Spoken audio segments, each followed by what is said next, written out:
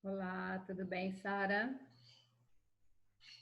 Boa tarde, tudo bem? Vamos ver se chega mais alguém. Tá, eu já estou gravando a reunião porque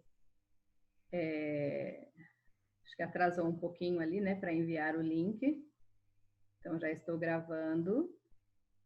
E hoje eu vou começar o livro 2, página 13.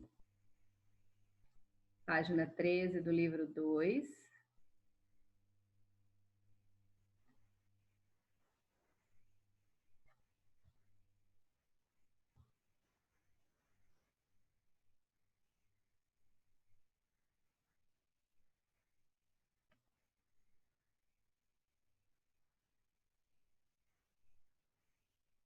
Oi, Ju, tudo bem? Tudo jóia. Hoje vou começar o livro 2, página 13. Ok. E eu já comecei a reunião gravando, porque eu aguardei uns 5 minutos ou mais. Só esperar ali que está entrando mais alguém.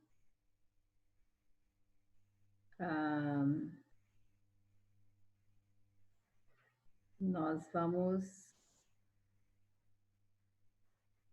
Página 13 do livro 2.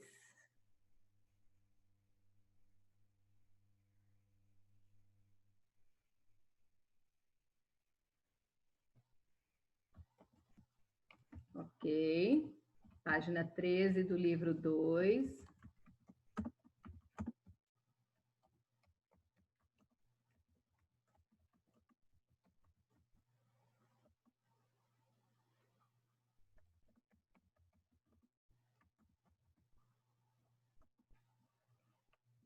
Ok.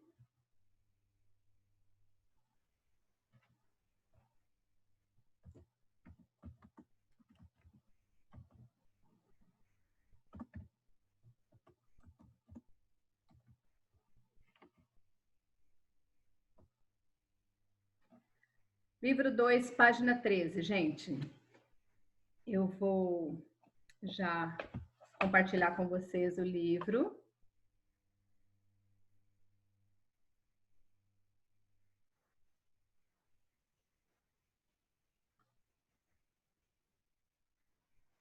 Isso. Então, já está chegando mais alguns alunos.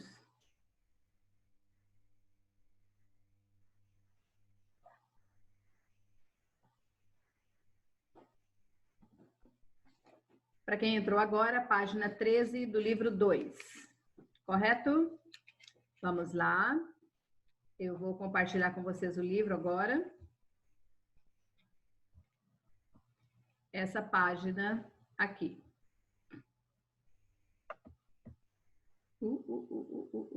Opa.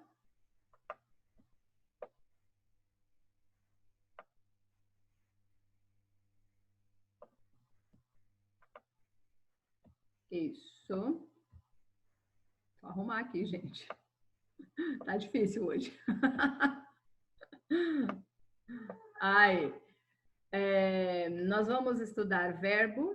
Nesse capítulo aqui aparecem os verbos, os modos verbais, o verbo transitivo e intransitivo, que vocês já estudaram, e também as vozes verbais. Tudo conteúdo que vocês já viram, tá? Então, ali, verbo é a palavra que indica ação, estado ou fenômeno da natureza. E ali no livro de vocês aparece estado ou fenômeno da natureza, estado, passagem de um estado a outro, né? o fenômeno da natureza. O verbo é a palavra que forma o predicado, ele sempre vai estar ali no predicado da oração e estabelece concordância com o sujeito. E é a classe de palavras que apresenta o maior número de flexões, ou seja, é pessoa, número, tempo, modo e voz. Aqui nós temos exemplos de como é flexão dos verbos, né? Flexão de pessoa. Ali nós temos primeira, segunda e terceira pessoa do singular, primeira, segunda e terceira pessoa do plural. Então, aqui a pessoa, quando se fala no verbo, é a pessoa do discurso, né? Com quem, de quem está se falando, com quem está se falando, né? E número, aqui nós temos singular e plural. As três primeiras pessoas, repetindo ali, eu escrevo, primeira pessoa do singular, escrevemos, nós escrevemos. Ali nós temos a primeira pessoa do plural. Só não citei aqui da anterior, né? Eu, tu, ele, ela, né? Eu escrevo, tu escreves, ele ou ela escreve. Agora, tempo. Tempo nós temos presente, pretérito e futuro. Nós temos ali no presente, eu escrevo, no pretérito, eu escrevi e no futuro, eu escreverei. Temos o modo indicativo, o modo subjuntivo, o modo imperativo e também temos as formas nominais do verbo, né? Aqui temos exemplos do modo indicativo, escreves, e modo subjuntivo, escrevas. Que eu escrevo, tu escreves. Que eu escreva, que tu escrevas, né? Os dois aqui no presente, conjugado no presente do indicativo e presente do modo subjuntivo. E também nós temos a voz, que é a voz ativa, voz passiva e voz reflexiva. Ali nós temos a voz passiva analítica e a voz passiva sintética. E na voz reflexiva temos a voz recíproca também, tá? Mas vamos ver agora aqui, então, os modos do verbo.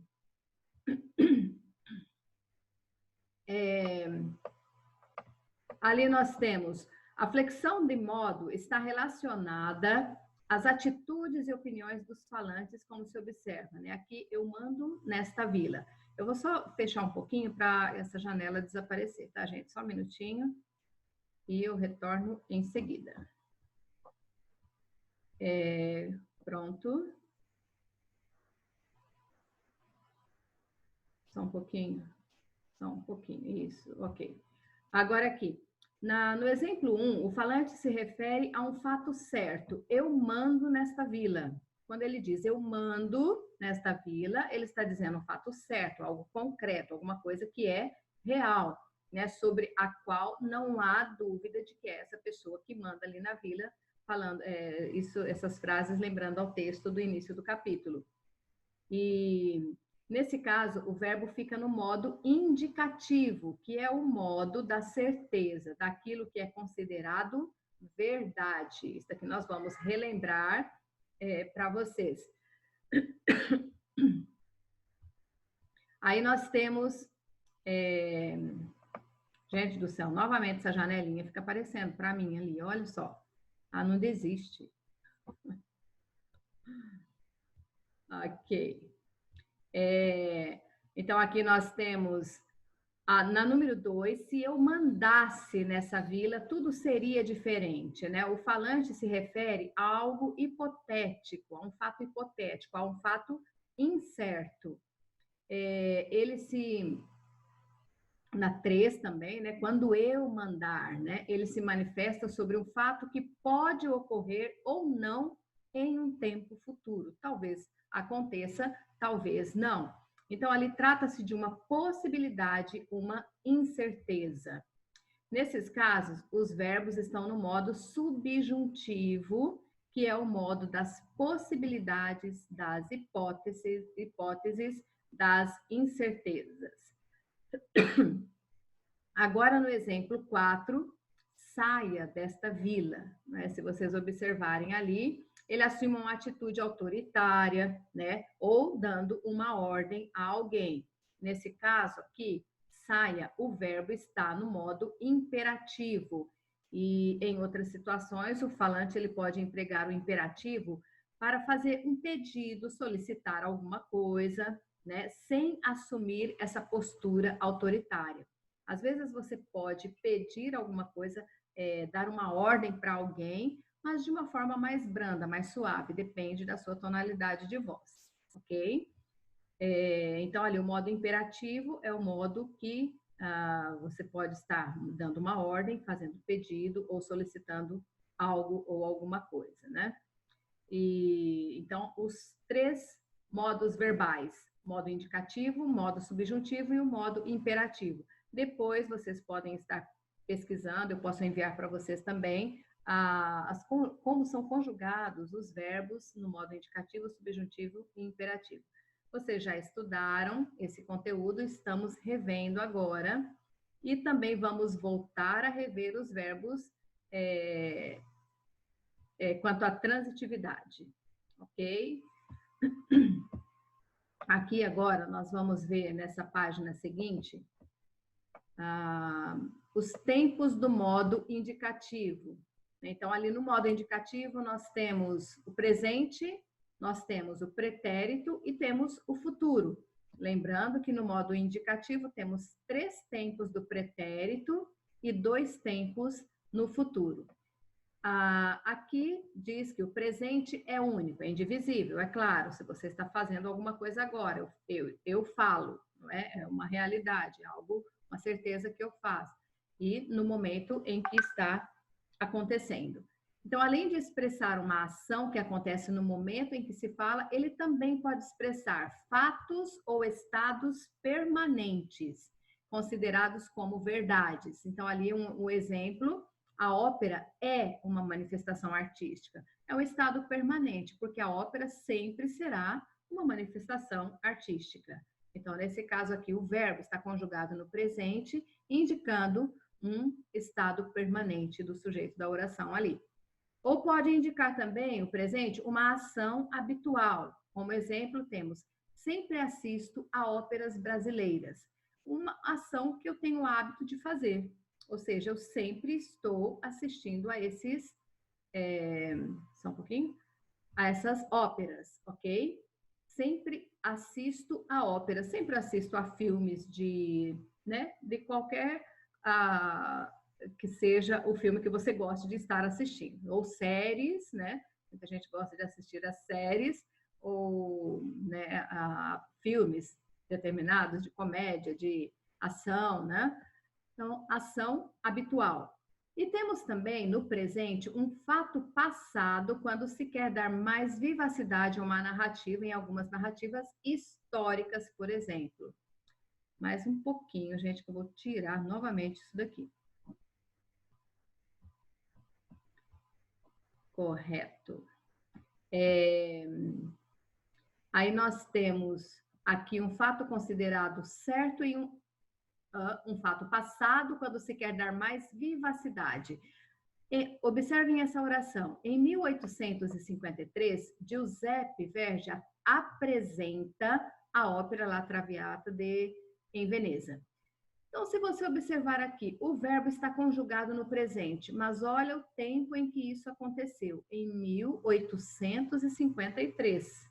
Mas como ele quer que você viva esse momento, né, de 1853, por isso é utilizado aqui o verbo no presente.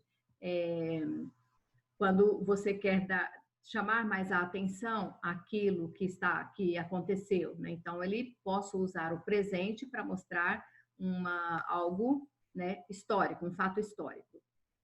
E temos o pretérito. O pretérito expressa uma ação que aconteceu antes do momento em que se fala. Temos o pretérito perfeito.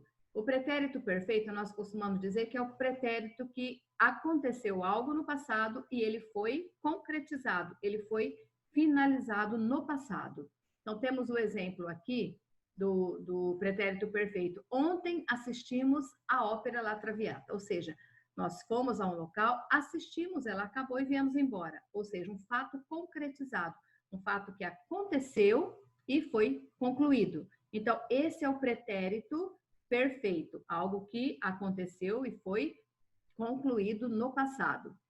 Aí temos também o pretérito imperfeito, quando indica uma ação que estava em desenvolvimento em relação a outro fato passado também. Então, pode se relacionar também a um fato ocorrido no passado, mas ainda não totalmente concluído. Dizemos sempre que o pretérito imperfeito é aquele pretérito que aconteceu algo no passado, mas que não teve um fim, não foi concluído. Exemplo aqui, ele assistia à ópera quando o chamaram com urgência. Aqui nós temos o verbo assistia, que está no pretérito imperfeito. Ele assistia, não quer dizer que ele terminou de assistir quando chamaram ele. Então, aqui é um outro fato passado também, certo? Então, acontecia uma ação aqui em relação a essa outra ação, e essa primeira não foi concluída, correto? Um outro exemplo, ela cantava nas principais óperas brasileiras. Ela cantava, não sabemos se ela parou de cantar ou não, certo? É algo que já aconteceu no passado, né? Mas não temos a certeza se esse fato foi realmente concluído, ok? Isso é o pretérito imperfeito. Aí nós temos ali também o pretérito mais que perfeito. Lembrando que esse tempo verbal ele não é assim utilizado na nossa linguagem do dia a dia. Esse tempo verbal ele é bastante utilizado na linguagem escrita, tá? Porque nós, na nossa linguagem do dia a dia, nós não utilizamos ele. Utilizamos, mas de uma outra forma, né? Numa locução verbal. Então, ali, o pretérito mais que perfeito, ele indica uma ação totalmente concluída, anterior a um outro fato também concluído. Né? Em outras palavras, é o passado do passado. Certo, gente? Passado do passado. Observem aqui o exemplo. Giuseppe Verdi já morrera quando La Traviata foi apresentada no Brasil. Esse fato aqui já aconteceu e foi concluído, né? A pessoa morreu e não voltou, né, gente? Então, aqui já concluiu. E aqui o outro, quando essa obra ela foi apresentada, ou seja, ela também foi concluída. Então, esses dois fatos passados já acontecidos, por isso, passado do passado. Aí temos o outro exemplo aqui que a gente, ao invés de nós usarmos o pretérito mais que perfeito, nós usamos dessa forma aqui. Giuseppe Verdi já havia morrido, né, quando La Traviata foi apresentada no Brasil. Essa forma aqui é comum nós falarmos. Agora, Giuseppe já morrera, né? Eu já falara para você. Não, eu já havia falado, eu já tinha falado. Giuseppe já havia morrido, ok? Então, o pretérito mais que perfeito são dois passados que já foram concluídos, ok? E nós temos ali o futuro, que temos o futuro do presente e o futuro do pretérito. Só um pouquinho.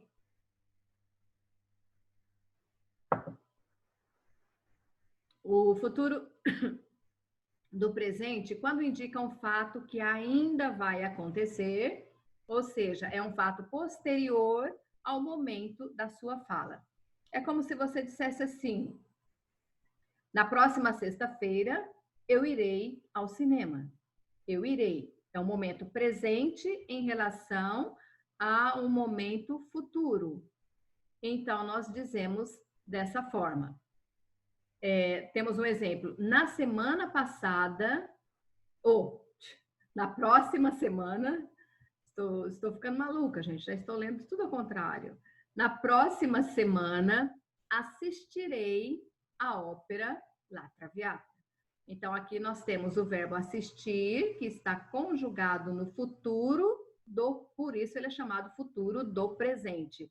Algo que você está falando ali no presente, mas que ainda vai acontecer, ok?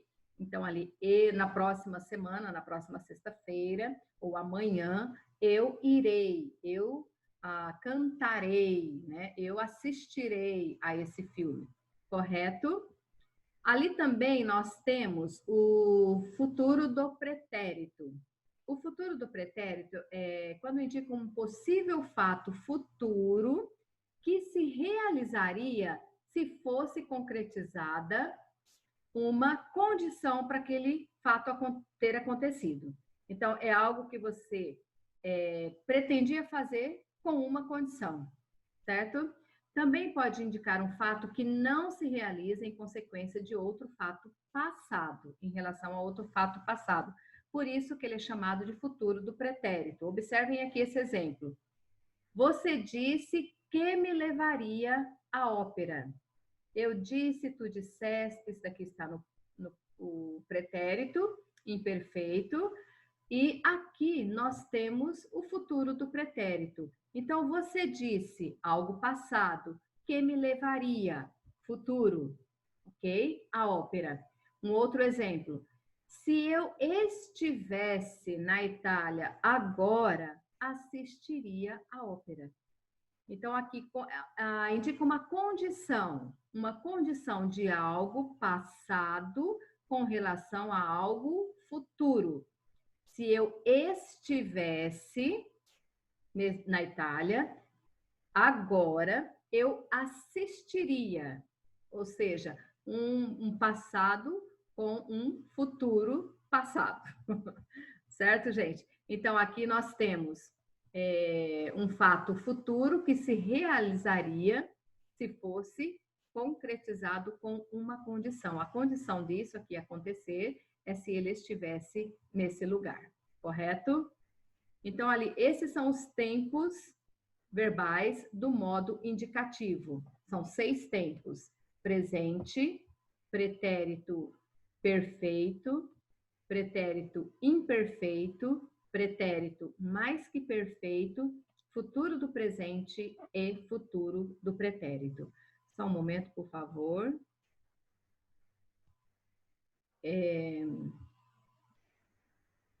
Ali, depois eu passo para vocês as conjugações. Aqui, a explicação de cada um desses tempos verbais. E aí, né, para vocês lembrarem, quando vocês lerem um texto e observarem os verbos dentro desse texto, vocês vão ver lá se esses verbos estão conjugados no presente, pretérito ou futuro. Sempre um tempo verbal, ele vai predominar dentro de um texto, certo? Podemos estar utilizando todos eles, mas sempre um predomina, tá? Então, se você está contando alguma coisa, o narrador, então ele sempre vai estar utilizando verbos do passado, porque ele vai contar sobre algo que já aconteceu, tá? O narrador observador. Agora, o narrador personagem, ele vai usar os verbos no presente, porque ele vai participar da história, ok? Então, isso ali dentro de um texto, é interessante que vocês saibam identificar qual é o tempo verbal predominante dentro desse texto. Ok, gente? Aqui ainda temos a transitividade verbal, que vocês já estudaram, não é? Lembram que vocês já estudaram no início. Os verbos intransitivos são aqueles verbos que têm sentido completo, eles não precisam de complemento. Vou relembrar isso daqui com vocês, mas eu sei que vocês já estão assim, já sabem na ponta da língua esse conteúdo, né? Que nós já vimos alguns capítulos anteriores. Então, ali tem um exemplo aqui. O interesse pela arte aumentou nos últimos tempos. Aumentou é o verbo, e esse verbo aqui ele é intransitivo, ele não precisa de complemento. Aí, mas você vai dizer, mas tem aqui, depois do verbo, nos últimos tempos. Isso aqui não é complemento do verbo, mas ele está indicando o tempo quando aumentou, tá? Quando o interesse pela arte aumentou. Então, pode vir acompanhado de adjuntos adverbiais. Esses adjuntos adverbiais de tempo, de modo, de afirmação, negação, tá? Não importa qual deles. Então, o verbo intransitivo, ele pode vir acompanhado desses adjuntos adverbiais. Como exemplo aqui, nós temos um outro. O tenor canta muito bem. Mas aqui temos muito e temos bem. Mas se eu parar aqui a oração, o tenor canta, nós vamos dizer, quem canta, canta, ok? Então, nós temos um verbo intransitivo, porque ele não precisa de complemento. Aqui nós temos muito, que é um advérbio, e bem, que é um outro advérbio. Então, esse primeiro advérbio modifica esse outro advérbio. Essa é a função do advérbio, né? Modificar o significado de um verbo, de um adjetivo ou do próprio advérbio. Então, aqui eu poderia dizer, o tenor canta bem, mas como vamos intensificar o quão bem ele canta, nós vamos dizer, ele canta muito bem. Então, é a intensidade e o modo como o sujeito da oração está cantando, ok? Só lembrando ali, o verbo intransitivo, então, ele é um verbo que já tem sentido completo, ele não precisa de complemento. Se eu digo a criança chorava, quem chora, chora, não é? Não precisamos explicar, ter um complemento para explicar o que é essa ação de chorar, tá? Então, esses são os verbos intransitivos, lembrando ali para vocês esses verbos. Na próxima página, ali nós vamos ter os verbos transitivos, que vocês também já lembram, eu tenho certeza que vocês lembram deles. Transitivo é aquele verbo que precisa de um complemento. Ele não tem sentido completo e ele vai precisar de um complemento. O transitivo direto exige esse complemento sem preposição, que é chamado de objeto direto. Então, aqui o público aplaudiu. Quem aplaude, aplaude alguém ou alguma coisa. Aqui, no caso, ele aplaudiu o quê? A representação. Aqui, aplaudiu, verbo transitivo direto, o complemento não tem preposição, temos apenas um artigo e um substantivo, então chamamos de objeto direto. O verbo transitivo indireto também precisa de complemento, ele não tem sentido completo e ele precisa desse complemento com preposição. O complemento do verbo não virá sem preposição. Aí nós temos um exemplo aqui. O público assistiu ao belo espetáculo. Observem que aqui nós temos a preposição a, mais o artigo o. Então, quem assiste, assiste a alguma coisa. Então, ele assistiu ao belo espetáculo. Temos também o verbo transitivo direto e indireto. Esse vai exigir dois complementos. Um que venha sem preposição e outro que venha com preposição. Ele vai exigir o complemento desses dois verbos anteriores. Então, ali no transitivo direto, ele vai ter o objeto direto e o objeto indireto. Temos um exemplo aqui. O maestro ofereceu flores aos intérpretes. Ele ofereceu o quê? Flores. A quem? Aos intérpretes. Ok? Então, aqui nós temos um complemento do verbo primeiro, que é o objeto direto, que ele não vem com preposição, que é flores, e o outro complemento, que é aos intérpretes, que ele vem acompanhado de preposição, que é o objeto indireto. Ofereceu o quê? Flores. A quem? Aos intérpretes. Ok? Eu vou parar aqui, gente, porque aqui já temos um outro conteúdo, que são as vozes verbais, voz ativa, passiva, reflexiva, e temos também a voz recíproca, temos a passiva sintética, a passiva analítica, e a transformação da voz ativa para passiva, da passiva para ativa, ok? Isso daqui vai demorar um pouquinho mais, e eu continuo a explicação desse conteúdo aqui na próxima aula. Esse anterior aqui, verbos, né, os tempos e modos verbais, é uma revisão daquilo que vocês já sabem, já estudaram, e verbos quanto à transitividade também, vocês já estudaram bastante esse ano. nos capítulos anteriores. Então, eu vou parar aqui e ver se vocês têm alguma pergunta, algo que vocês não entenderam e queiram estar perguntando. Certo, gente? Eu vou até desmutá-los. Um de cada vez aqui. Juliana. Tem alguma dúvida? Não, já sabe tudo. Vamos ver aqui o Cauê. Cauê, tudo ok? A Bianca, tem alguma pergunta? Não? Ótimo. Já sabe tudo? Que legal. Os demais ali, os demais colegas, tem alguma dúvida, alguma coisa que vocês queiram estar perguntando? Deixa eu ativar aqui. Não vai.